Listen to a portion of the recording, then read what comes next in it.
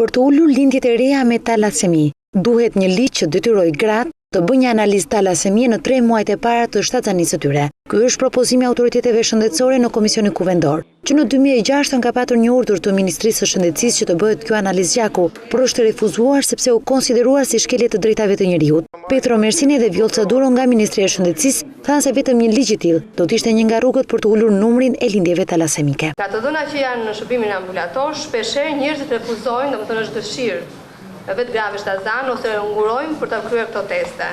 Në qoftë se ne do merret një vendim që të bëhet i detyrueshëm, sepse këtu gjithmonë ka patur probleme në lidhje me kontrollin e detyruar të grave, po them për grupin e grave shtazan. Është një urdhër ministri që shpërndan në gjithë shërbimin ambulator. Kemi tentuar një herë ta fusim në ligj dhe nuk na është pranuar. Kemi tentuar, nuk është pranuar, por para disa vitesh është tentuar të futet.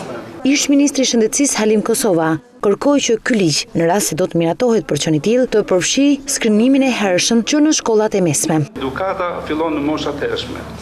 Është shumë e vështirë dhe duhet një punë jashtëzakonisht e madhe të ndryshosh zakonet e jetës së përditshme të një njeriu në një moshë më të madhe.